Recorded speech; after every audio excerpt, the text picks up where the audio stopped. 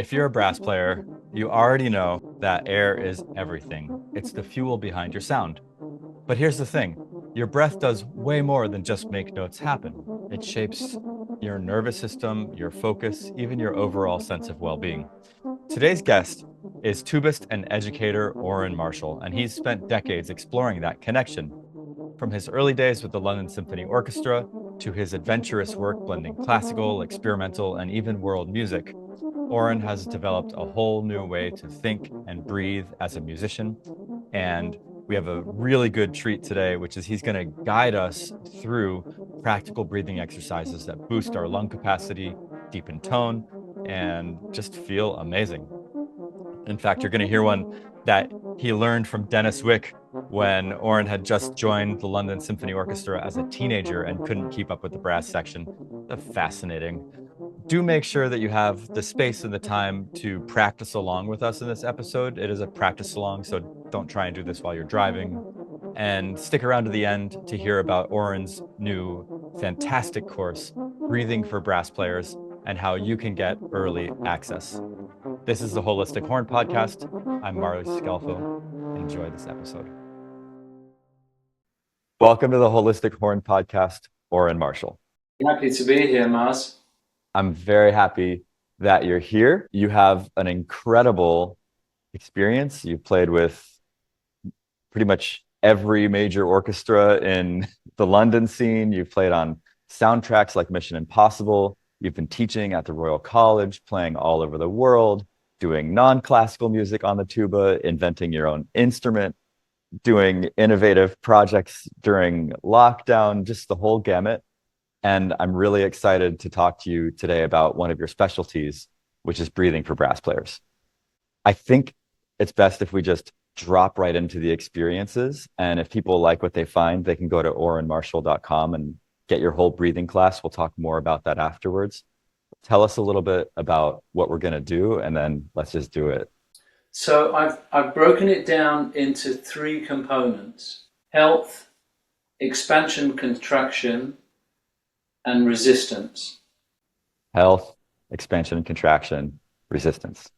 I think we just go straight into it, because the thing about about breathing is that you really start to get a sense of what's going on by actually doing it. Yeah. Do people need to be in any particular setting or state to do this? Like probably not doing it in a car. I wouldn't recommend doing it while driving. No.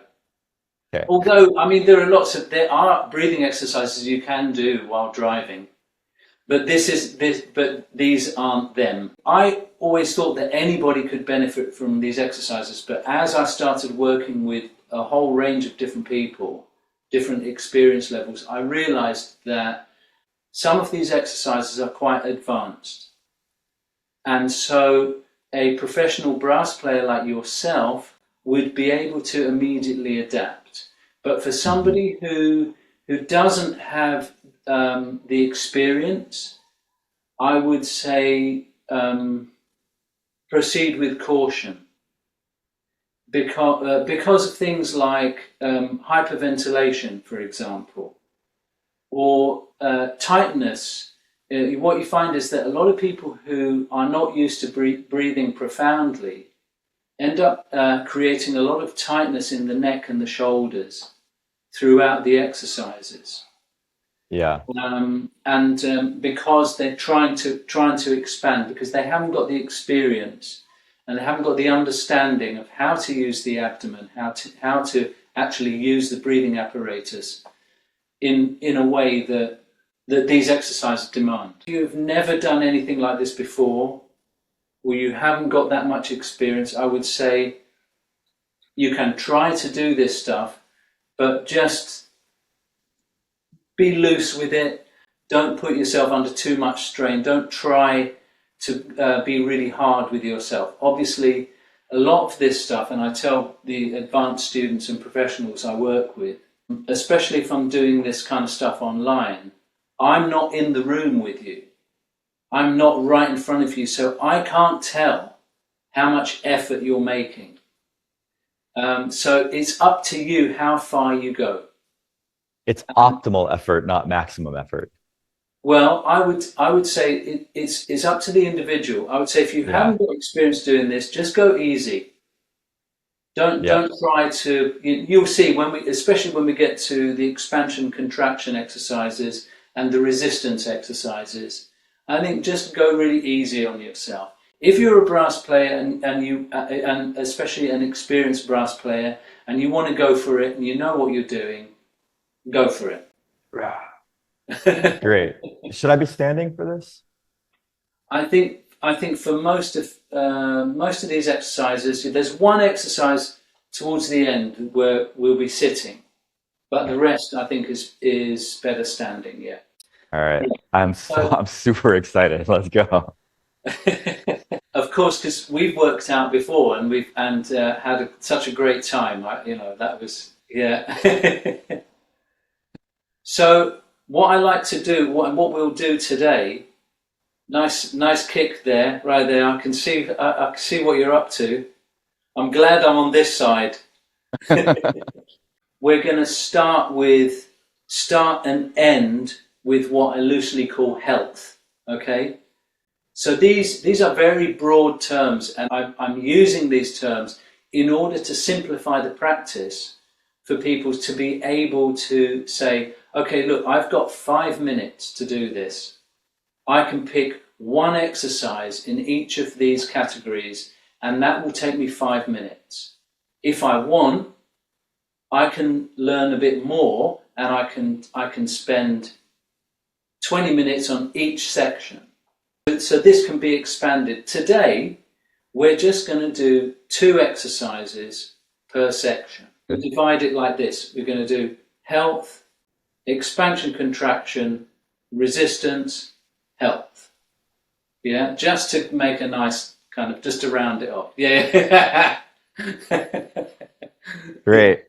We're breathing in through the nose and out through the mouth, and we're rolling from the head down the spine as far as you can comfortably go, and then rolling back up. And it's important during this that you engage the abdomen. And what I'm going to do is I'm going to click my fingers, Mars. We're going to do it to a count. So we're going to do 8 counts going down and Hold. 8 counts going up. And I'll just show you one time as best as the medium can translate, Perfect. so that you get an idea, and then we'll do it together. Yeah. We start by breathing in through the nose and then out through the mouth, going down for 8.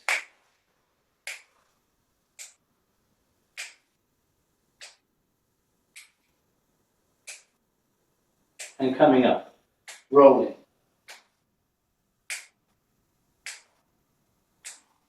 breathing in,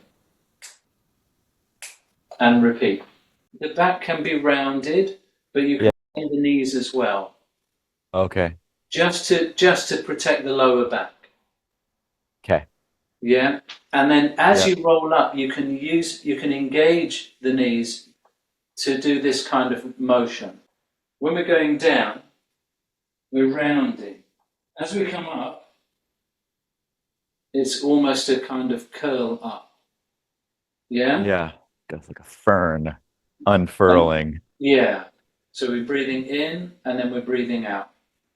Yeah, Okay. just 8 counts each way. And we're going to do it 4 times. Here we go. We just start with a nice big in breath. And 1.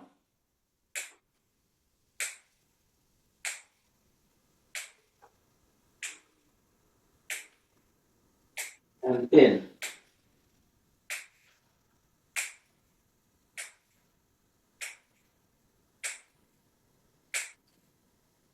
And out.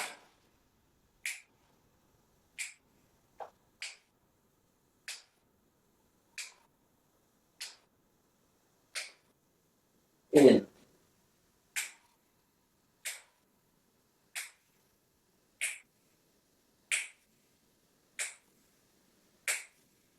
Out.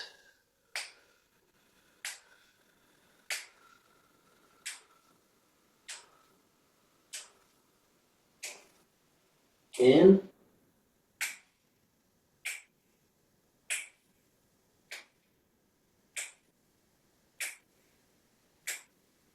out.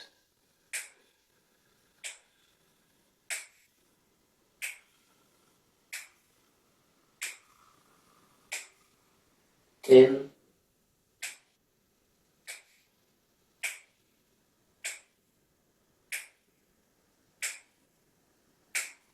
there. Nice and simple, just something really easy to kind of engage the whole body. I want to report on what I'm noticing, which is that Yes, seems like my parasympathetic relaxation response has already kicked in a little bit. Like I notice I'm dropped one level down. That ambulance doesn't bother me so much. Relaxation is a key to health, as you know. So like the fast, how quickly that got me into relaxation, that's quite notable. absolutely. I think the number one thing, the first thing that we do is get in touch with our bodies.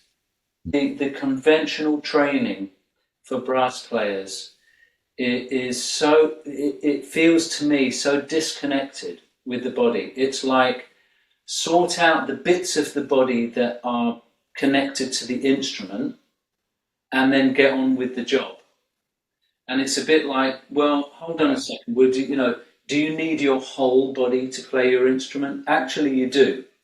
With this limited amount of time, there's only so much of detail that we can go into. But this is a really interesting area to explore, and I would recommend for anybody to go into practices like the Alexander technique or Tai Chi, Qigong, the internal martial arts, the yoga, and there are so many different forms of yoga, or dance, various forms of dance, just to connect with the body in a different way, Yeah. and that will benefit your playing enormously. So I think if you want a career that lasts, you really need to look after your health, and of course, breathing is part of that. What I'll do is I'll describe this exercise. I will demonstrate it as best I can, and then we'll do it together, and I'll kind of guide you through it. Yeah? Yeah. This is all breathing through the mouth. And as we know as brass players, all our breathing is through the mouth. We're going to start by taking a really huge breath.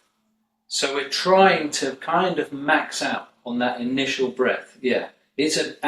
I would recommend if you know, because a lot of brass players get told to breathe like this. You stick out your abdomen, then you do this, and then you do that. Don't think about any of that. Just think about yawning. And your Oh, torso is like a balloon. yeah. Yeah. Yeah. And that Easy. yawn breath, we take a breath, we hold the breath, and then we try and take in a bit more. We try and take in a bit more, try and take in a bit more, and then we hold for a few seconds. We release the air using in the same position. It's that yawn position right to the end. We squeeze out to the end, then we hold the breath there, and from there we try to squeeze out a bit more, hold for a few seconds, release, breathe in through the nose, just relax, breathe in through the nose, and a sigh out through the mouth. That's one round. Yeah? And we'll do 4 rounds. Okay? So I'll show you one time, and then we'll do it together.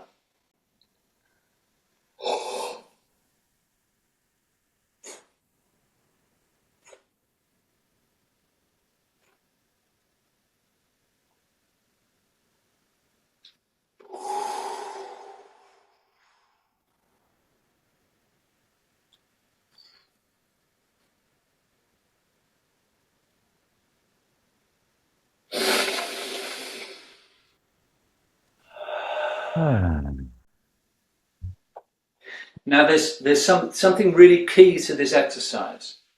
When you've taken that initial breath, what I often find is that when I say taking a bit more, taking a bit more, I'm hearing people go, right at that point, you don't want to have lots of wiggle room. You want to be right at the top of your breath, so that when you're taking a bit more, you're really stretching, you're really expanding. It's tiny, tiny little gulps of air. That's the ideal. If you've got a long way to go, then it means that your initial breath wasn't profound enough. Does that One more make question. sense? Yeah, that makes perfect sense. Thanks for the clarification.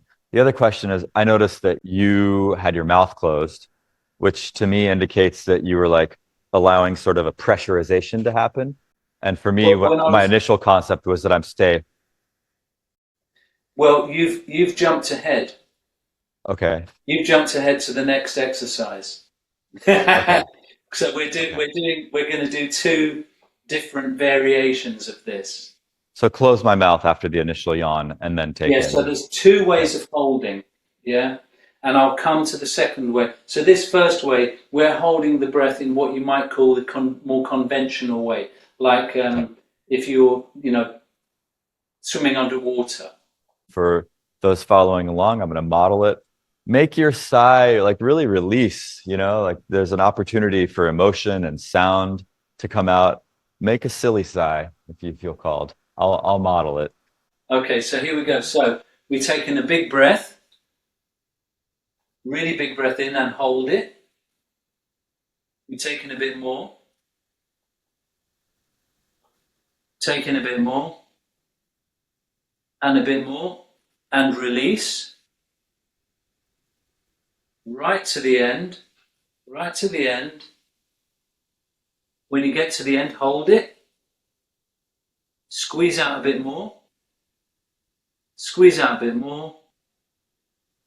3, 2, 1. Relax, breathe in through the nose and release.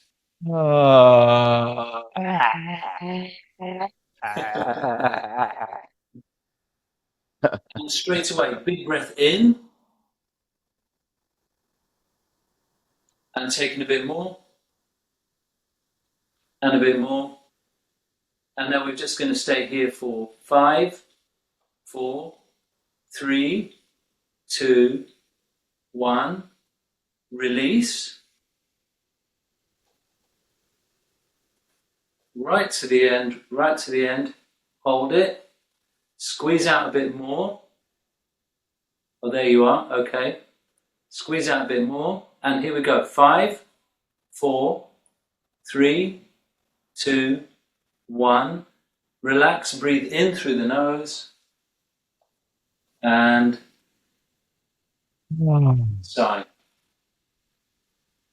And when you've reached the end of that sigh, we go straight away for the third round. Big breath in.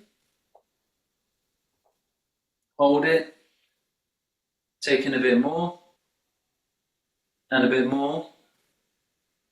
And a bit more. And 10, 9, 8, 7, 6, 5, 4, 3, 2, 1.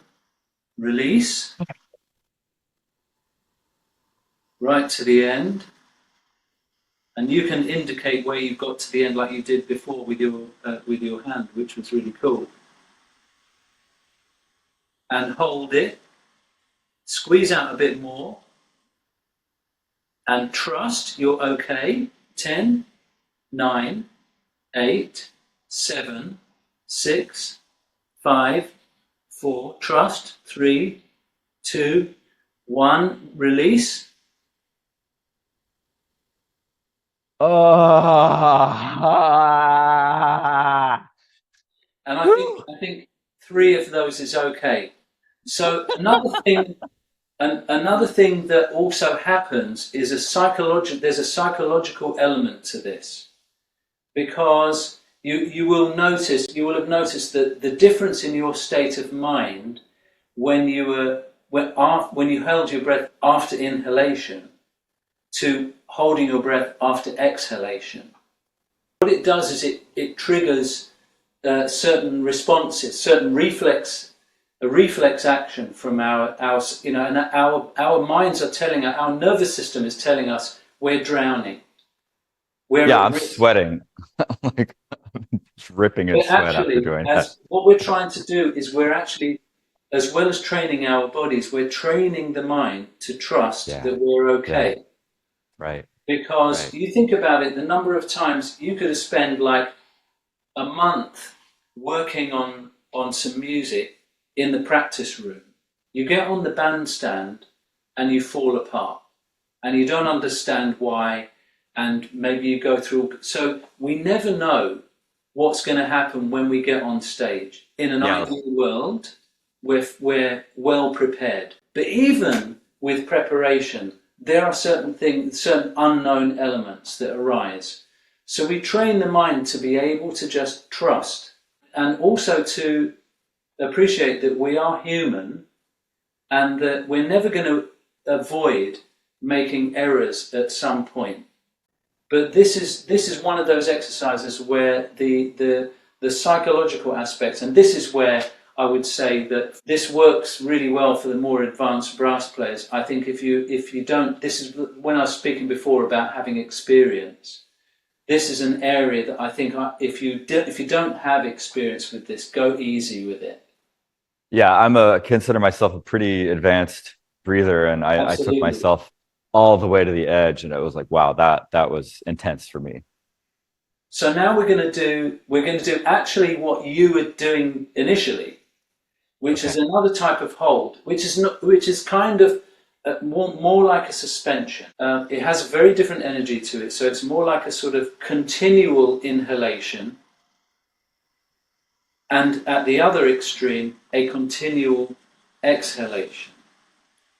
So it's a kind of hold, but it gets to what you're doing. So I think it's sort of quite obvious where it's going, yeah? So we're trying to expand, expand, expand. And what you're doing, you can ask yourself the question, how far can I go? Like, what am I actually made of? So this is your laboratory. And you go into it and you see, well, hold on a second, where's everything? In order to continue breathing in, I'm going to have to expand, and you try and figure out where it is that you're going to have to expand. So, Wow. in other words, this you're literally training yourself. While simultaneously reinforcing the areas that are already actively staying expanded. Absolutely, But wow. Yeah. absolutely.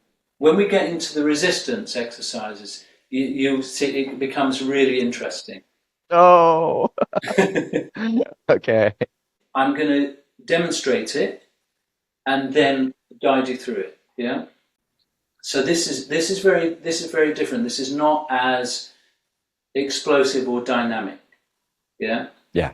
Yeah.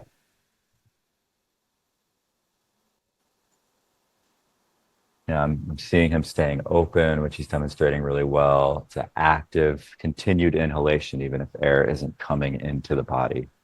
Yeah. She's got the flight attendant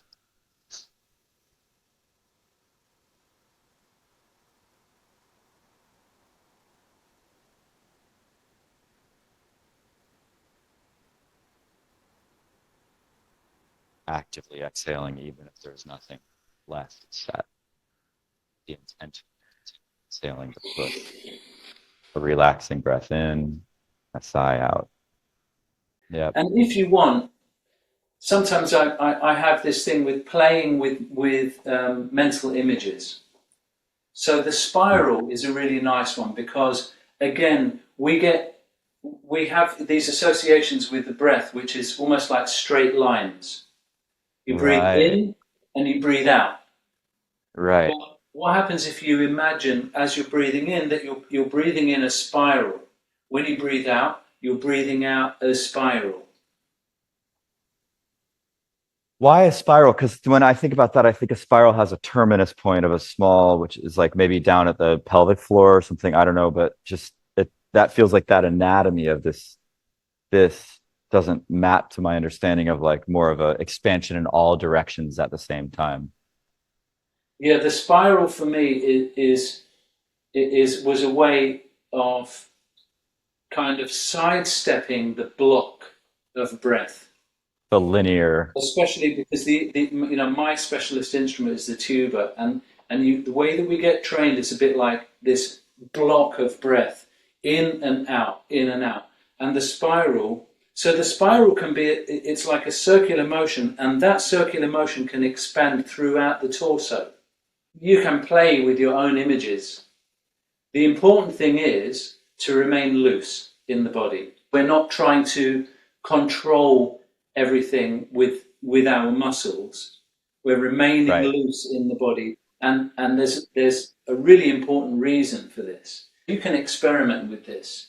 Take take the Gunther Schuller study book, for example. If you play French horn and you play that first study, straight out, yeah, and just observe your breathing, and then when you play it again, play it after you've done some stretches, some warm-ups, warm Mm. up the joints, the ligaments, the muscles, and observe the difference in your breathing. So looseness is really, really important. That makes total sense. And I'm just thinking I have a concerto and a premiere of a piece that was written for me in orchestra coming up in November. And I'm like, this is the perfect time for me to be thinking about doing that and doing it before I walk on stage so I can just be in the optimum flow. I can't wait to hear It's it. cool. It's called Mars Dreams of Mozart. It's a companion piece to the Mozart concertos. Wow, wow. Yeah. Let's do this. So now indicate with your hands your Yeah. inhalation. Yeah. And then I will know. And then and you can indicate with your hands when you feel like, okay, look, that's as far as I can go. And Okay. and then at that point we'll maintain that position, or we'll try to expand from there. But essentially, that's the hold, right? Got it. And then I'll indicate the exhalation, and you do the same thing with the exhalation. And then a relaxed inhale. Yeah. Here we go. Breathe in.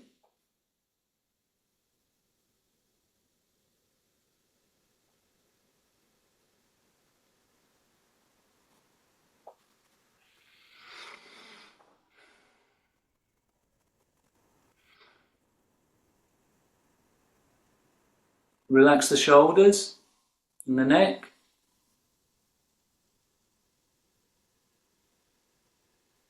Keep breathing in. Nice.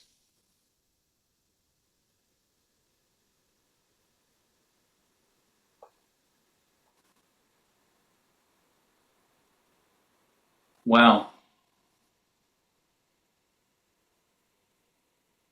Okay. Just stay here for 5, 4, 3, 2, 1, and slowly release.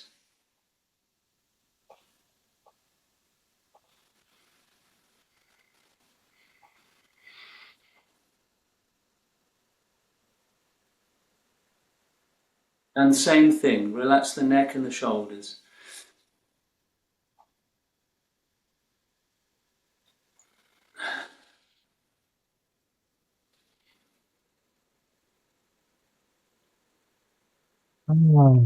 Okay. Whew. How did that feel? Powerful, intense, beautiful. There was Yes. like this sort of, especially at the height of it, Yes. a little bit of confusion for me. I noticed that I still managed to close at the glottis and like kind of Okay. do a lock rather than stay. When you told me to relax my neck and shoulders, I couldn't relax it without closing at the glottis to keep full. So what I mean when I say, because what I could see is that you were, that thing of like almost trying to pull the breath in with the neck muscles. Yeah, totally. That was just starting to happen. We don't want that. Yeah. So we still want the big muscles to be doing the work. And that was the only reason I said that. Oh, But interesting. Cool. So that's a habit of mine is that as I'm seeking for that 2% more air, it's yeah, happening up here rather than like here or here. So maybe I can not strive at this point to try and get like high clavicular breathing or something. And you know what? If it's easier, just let Yeah. the arms go.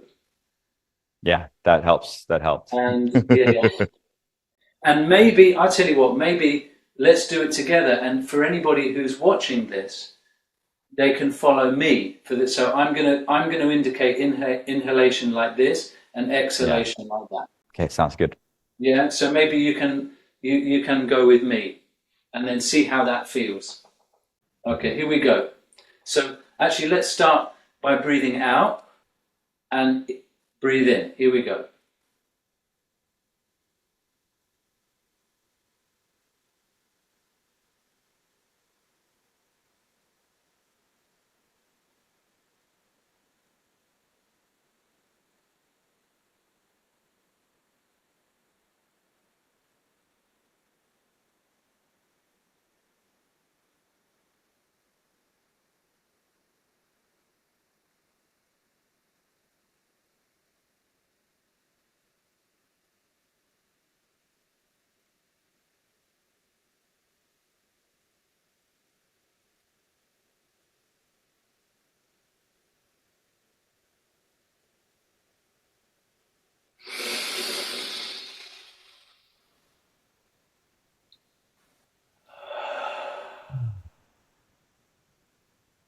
How was that?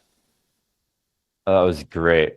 I just want to like, I feel like I could play the most glorious sound on my instrument right now. Yeah, great. That's good. That's really, really good.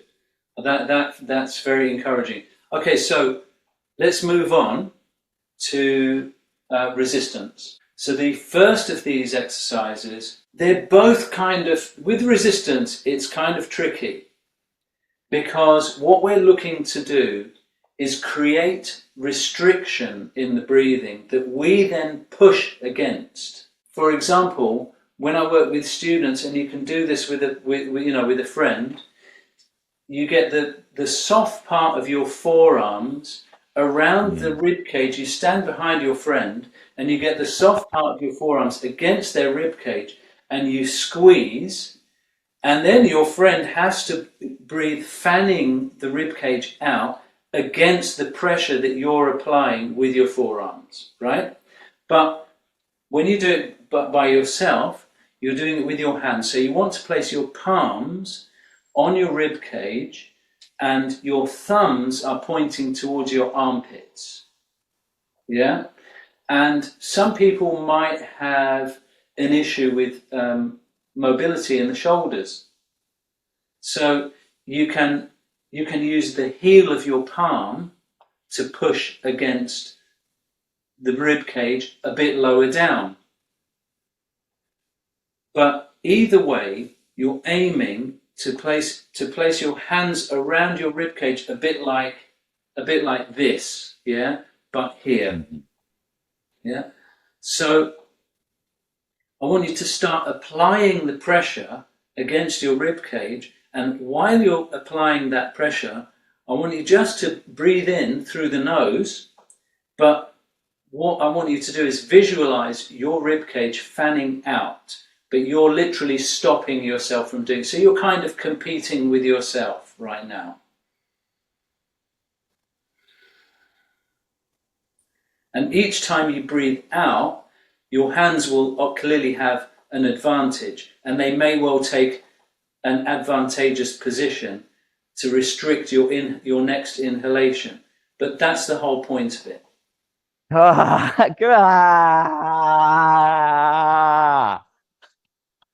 I'm such an intensity junkie. And when you then take the hands away from the rib cage and take a breath, you should feel the difference. Whew. Yeah, yeah, yeah, yeah, yeah. Yeah, so you create resistance in order that your normal position of breathing feels easy, because that's the state we want to be in when we're playing. So yeah, I have a question that maybe is best bookmarked. The thing that seems most profound about my exploration of that right now is how my ribs feel. So when they're going out against resistance, it feels like then on the exhale, or like if I'm playing the horn and there's resistance at the front, and there's a way that I kind of want to like almost support by staying buoyant externally when I play. Like I kind of almost like to keep these things open, not be like pushing in while I'm playing. What do you mean by resistance at the front? Well, I mean, for a horn, uh, the air is Oh, going through a so buzz that's going through this. but Yeah, where's your front? What do you mean? I mean that's the front So right there is the what you front, mean where the mouth directly where the mouthpiece meets the the lips, buzz. right? That's what I mean by the front. Yeah, where the air Okay. is leaving, and then there's kind of like a like I like to stay open, like a singer might stay open. Yeah. Oh, like that sort of Yeah. rather than Yeah. So these you know. these exercises are look at them like conditioning exercises. Yeah. So they're not. It's not like okay, this is how you breathe when you play the horn. This is just an exercise to train your body and to train your breathing so that when you are playing, there's less thought going into the breathing because you've All trained, right. All right, you Jedi, you've trained Jedi your body. Master. And not only that, you've Yeah. trained yourself in a variety of situations Mm. to create a type of on-stage mobility because you never know where your mind is going to be when you get on stage. Mm. When I say that, you never know. It's like, it's sort of almost, I know that as I'm saying, I'm kind of thinking like we're preempting some kind of disaster or something. But the fact is that it does happen, that Yeah. the change in your chemistry when you're performing affects the mind, affects the body. Therefore, excellent preparation in terms of your conditioning and your practice is really vital, and working on the breathing is absolutely fundamental for that. Well, sorry for the interruption, but if you are a horn player and you struggle with high range, confidence, accuracy, consistency, or endurance, this is of interest to you. I am still running my program High Range Magic that has offered profound transformation to folks that want to unlock the high range and all of its benefits. There is a masterclass linked below that you can watch for free, 100% free, 3 Secrets of High Playing. After you watch the masterclass, you'll have an option to book a no-cost one-on-one consult with me if you're interested in finding out more about the program. That's all for now. Back to the episode. Would When you recommend interleaving this between instrument practice, like doing a few minutes of scales, arpeggios, doing something like this, going back? I think that's a fantastic idea. Breaking up the practice is really, really important Hmm. because what it does is we don't get stuck in habitual patterns, especially if you've been playing for many years and Hmm. you've been playing it with certain unconscious mindset because especially if you started playing when you're young and then you have a period of your life where you get into it really intensely and then you decide you want to be professional, you want to take it to an advanced level. There are unconscious things that go on that we carry with us for our whole career.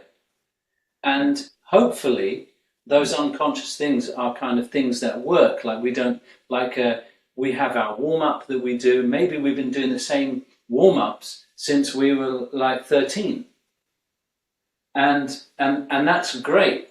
But also at the same time, that maybe we're carrying certain limiting self beliefs as well about our abilities, and maybe there's other stuff from life and from childhood that kind of, because we're so involved with the music, it's easy to get that all entangled. So breaking up your practice, I think, is really important to negate the effects of habitual patterns. I would recommend having a light resistance band in your practice room with you so that you put the instrument down, you do a breathing exercise, you take your resistance band, you open up the shoulders and the chest, and you keep your shoulders nice and warm, you keep the blood flowing in this area of the Wow. body, and then you go Yeah. and sit down and you carry on. There's no instrument without its physical hazards.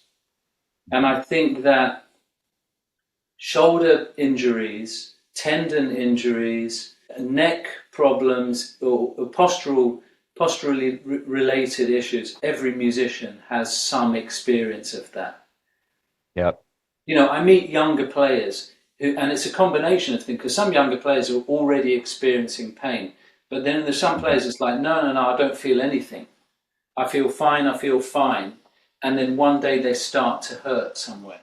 Yeah. And then they can't figure out, oh, like, what do I have to do now? And it might be kind of like quite late in their career. And this is another aspect, and I don't want to get too far into this, but it's another aspect of the training which I have issues with, which is that a lot of teachers they kind of hear a student playing, it sounds good, and Right. they're really keen and they're practicing, they're working really hard, and they're doing a great job and they're really reliable. Well, get them working. And that student or that individual may have some postural issues that years down the line are going to be a problem. But a lot of teachers don't pay attention to that stuff Yeah. because it sounds good now. So why change it? So let's do another one of these, and then I'm going to show you the second resistance exercise. Whew. Okay. Yeah. So we're pressing up against the rib cage, and we're trying to fan out the rib cage as we breathe in.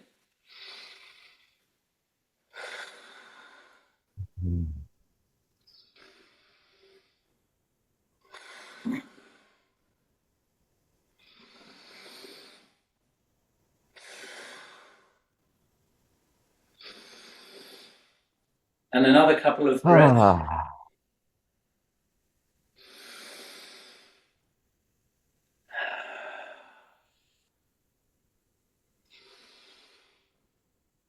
Ah. That thing you said about letting the hands gain some ground on the exhale, really sticking with me. Absolutely. And it's kind of fun when you're doing it with somebody else as well. It's a hug. Yeah. Brass player hug time. It's a legit reason to hug each other. So similar concept here. I'm going to describe the exercise. I'm going to demonstrate it, and then I'll guide you through it. Okay. This exercise was taught to me by Dennis Wick, who a lot of brass Wow. players will have heard of Dennis Wick because of his mutes and mouthpieces.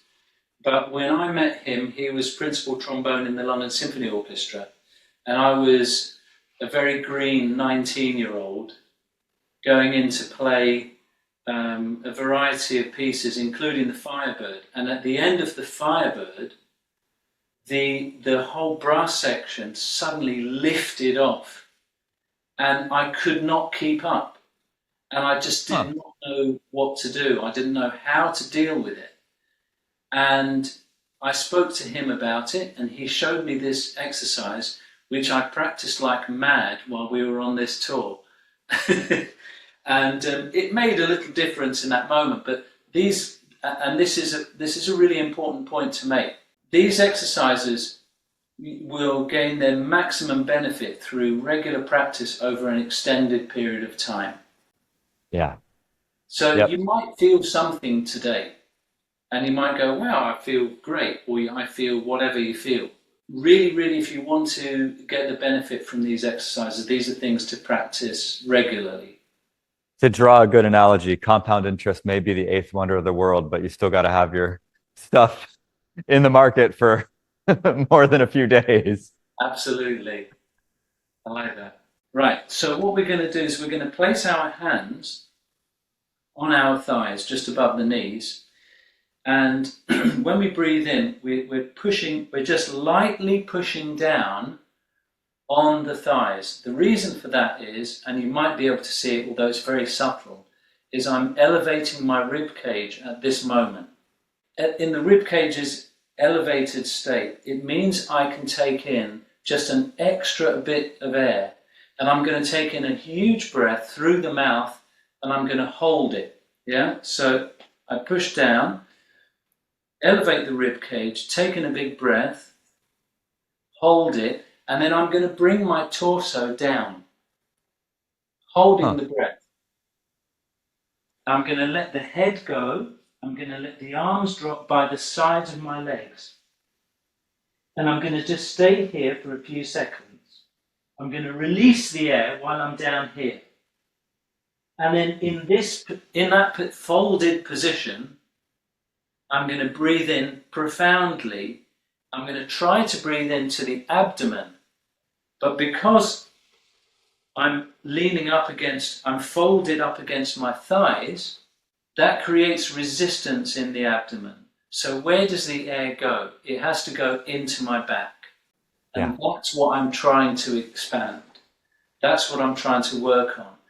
Because and partly because we spend so much time sitting on chairs, we forget that a big area of movement in our breathing is in our back. Because we just don't use that anymore, whether we're driving or sitting on the bus or just sitting down on the sofa.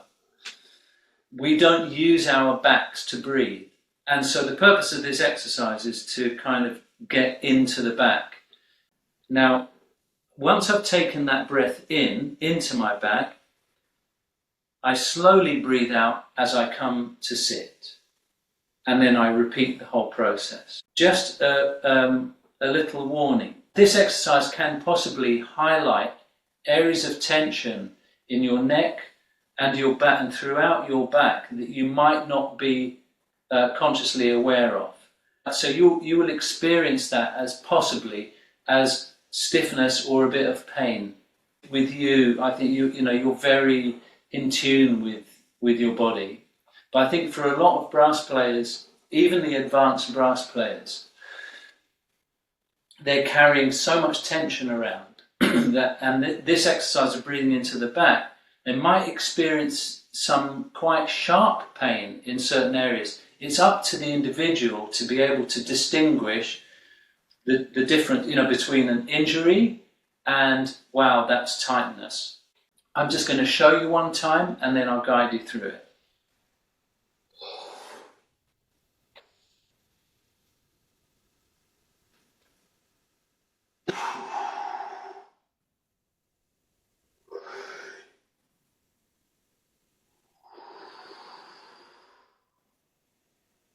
Wow.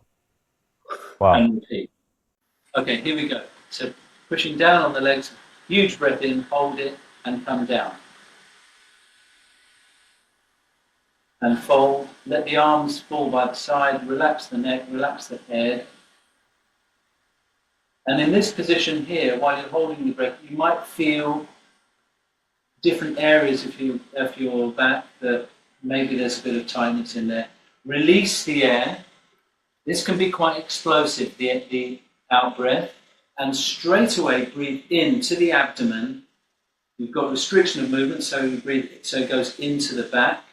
Expand, expand, and then as you slowly exhale, come to sit.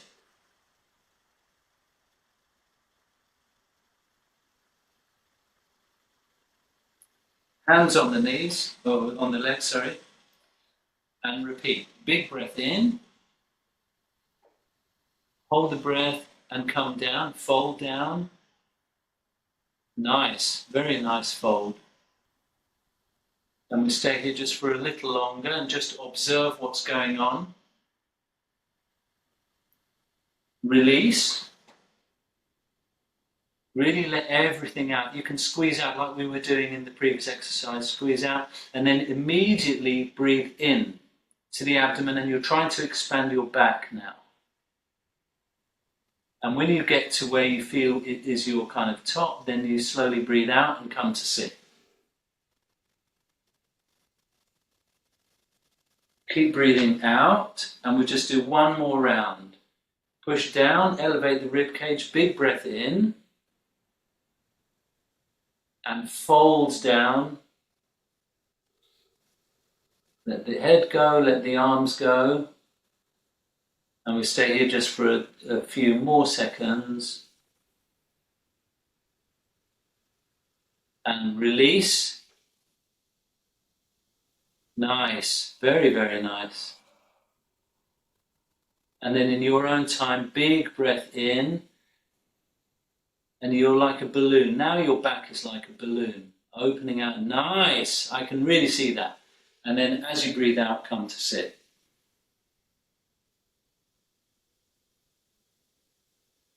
Okay, one more exercise which we can do from sitting. Wow. Yeah. Which is our last health exercise. Yeah, which is it's like a Qigong exercise. So we're breathing in, palms facing up, breathing in through the nose. Open the rib cage, look up, look to the hands, and then we bring the hands down the center of the body. Breathing out. And we'll just do another 2 of these.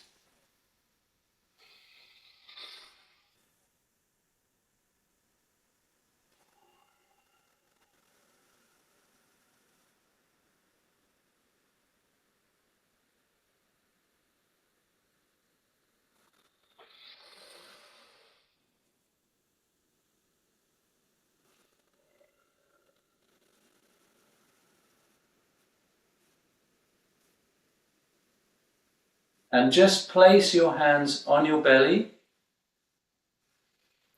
just in front of your navel. You can close your eyes.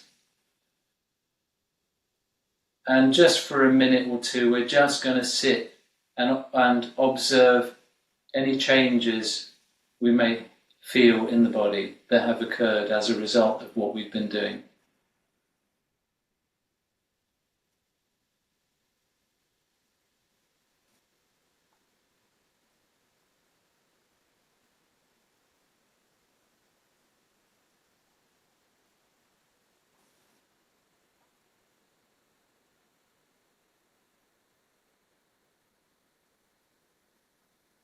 And take a deep breath in through the nose. And a nice sigh. And open your eyes. And that's the kind of nutshell. Welcome to your new life. I can feel the shift in my nervous system, which of course is fundamental to the reality and the outcomes that we create, the way that we perceive the world. I feel the utility of playing on my horn, which I've got right here. Very excited to make some sounds on the instrument. And then I also see, okay, wow, it's time to apprentice myself to the next level of breathing for music making and for state management. Do we have a little time for some philosophy, a little bit of Q&A maybe? Absolutely. So again, just a quick plug. Seems like your course or a pre-registration for your course will be available at orenmarshall.com. So if you're watching this and you enjoyed that breathing exercise and Oren's philosophy, here's a chance to get straight out of the Royal College and everything, straight from the horse's mouth, all the guided exercises and the good stuff. Let me ask you a few questions now about your philosophy, your experience, maybe some nuances around this. Is that okay? Mm-hmm. Well, first of all, I'm curious if you've always been practicing breathing like this, or if there was a turning point for you, and if so, what you noticed after you made more space in your life for actual practice of breathing directly. Well, I was always I was relatively slight as a tuba player. Diplomatically said. And I felt like, look, if I'm really honest, I think I was put in a working environment too soon. Mm. But nonetheless, because I started playing the tuba when I was around 14 years old, and then playing with the London Symphony Orchestra like 5 years later, I think is too early. And I didn't have the tools really to handle. Anybody who has experience of playing in an orchestra will understand what it takes to really develop your sound in that context. Yeah. And it takes years. And these guys were they'd been playing in the band for like 20, 30 years. And I'd been playing my instrument for 5 years. So I just was really out of my depth. I realized that the key was, and it was really, Dennis was the one who kind of opened, Dennis Wick was the guy who sort of just opened that door for me, and he'd let me get my foot in that door, and that's when I realized, wow, I can actually make a difference in a really short space of time, and it's not magic, it's just practice. And in actual Yeah. fact, when you're younger, you can make progress a lot quicker. Your body is like way more adaptable. You can make progress at any age, but I was aware of that. But then in later years, I started practicing yoga, and I had a number of playing related injuries, and I started practicing yoga, and through the yoga, I met Tai Chi practitioners, Qigong practitioners, and then I got inspired to start playing capoeira, which is a Brazilian kind of martial art. It's a Brazilian art form, anyway. It's really, really amazing, kind of fascinating history and practice. That type of liberation, in a way. I continue using the breathing in everything that I do, and I learn from all corners. I would experiment kind of combining these things in my lessons with my students. So we take a study and we play the study through. Then we walk to the bottom of the stairs, which is like maybe 2 flights, and then we walk back up. Then we go to the room, we play the study again. Then we kind of jog down and we come back up until we're sprinting down, sprinting up, playing the same study, observing what happens in the body. And these were like games that I just started playing because I just found it really interesting to observe how the body functions in different states. Speaking of students, I'm curious, what kind of results have you seen that you can attribute to the students that actually put into practice these breathing techniques? So many different levels. So the first thing that happens is that their frame of mind changes, and they start taking a different attitude towards exercise and practice. And so what started happening with my students who were really working on this regularly was that I had a thing that I did every morning at 8 o'clock. So before classes started, it was optional. Anybody can turn up to the theatre studio and do an hour's work with me. And those who actually bothered coming consistently, for them it changed the whole structure of their day. Number one, they were much more efficient in everything that they did for the rest of their day. The second thing was they got fitter. Some of them went on to start running marathons and doing triathlons and a variety of things because they just became interested in the topic. It wakes up the body's innate sort of, yeah, magnetism Really, the for exercise. structure, the alteration to the structure of their day and how they practiced made such a huge difference. And and their teachers noticed, like in 3 months, Mhm. like, okay, this student has been like pootling along here, and suddenly they've gone up here. Like, what's Mm. happening? And breathing, I mean, it's literally fundamental to every single moment of our existence. Totally. And so talk about compounding changes in our life.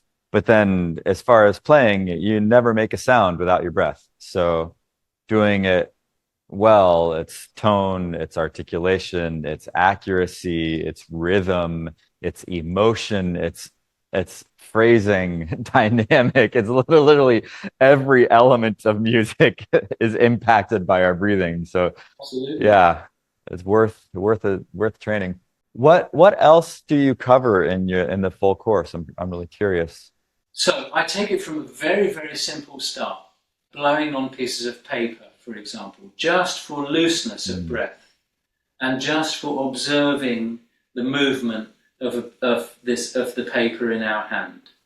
Nice and soft. We play with warm air and cold air. You can do it on your hand. You blow warm air onto your hand, you blow cold air onto your hand. Observe the difference in your breathing. Very, very simple, very soft.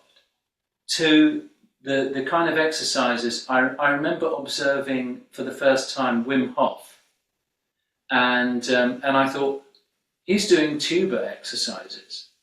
This Mm. is like the stuff I do with my tuba students.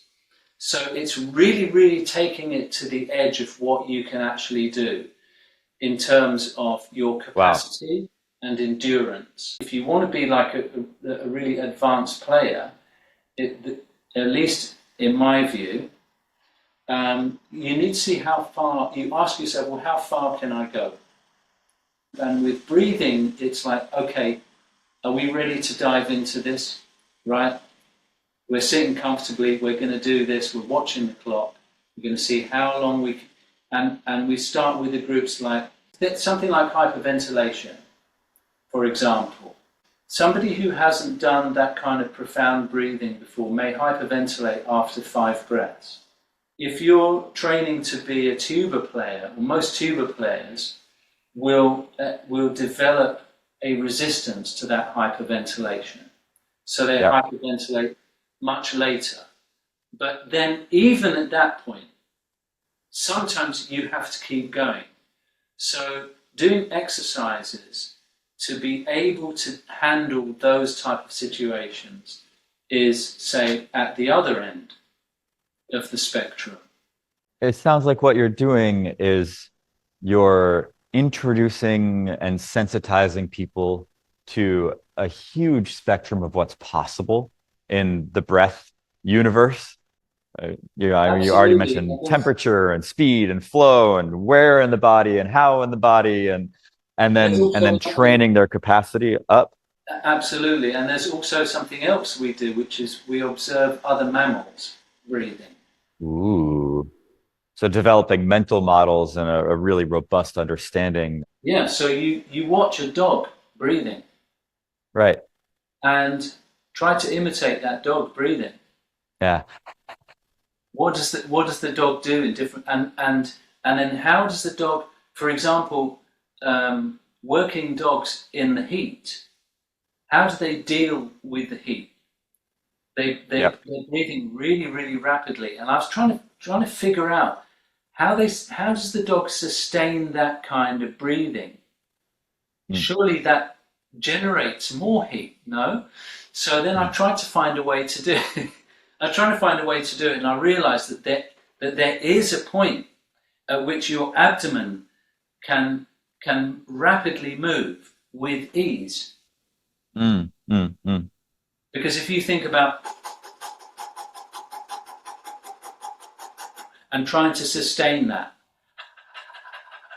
like a dog, you can try it yourself. In the beginning, the top layer of your abdomen, your upper abs, if you like, is going to really feel it. So with practice, we find a way where we can do that, but the abdomen just becomes like this vibrating billow. You know, the Wow. billow is like, when you've got Yeah. the fire, and you're Yeah. using the abdomen like that, and that's training as well. Wow. And are there exercises at the instrument as well in the course? Yeah, so we have. So sometimes some of my classes involve taking an exercise that we do without the instrument and then applying it Hmm. to the instrument. And we go through a whole class of kind of back and forth like that. So there's this sort of double-sided sections to the class. We have a breathing exercise, then the application to an actual exercise with our instruments, and then another breathing exercise and another application, and so it continues. Very pedagogically sound, if I say so myself. If folks are still hungry for more breathing, highly recommend they head immediately to orenmarshall.com, ORENMARSHALL.com. Is that right? Absolutely, and on my website there's a contact me Yeah. uh, thing that you can click on. And I think by the time that this podcast is released, there's going to be a sign up Oh, button okay, for the okay, email address and right, everything cool, too. cool. Thank you so much. It was a, honor to be with the legend of the tuba and of the breath. I'm looking forward to more, Oren. Well, thank you so much. It's a privilege to be here, Miles. All right, let's keep breathing, everybody. Hope you enjoyed the podcast.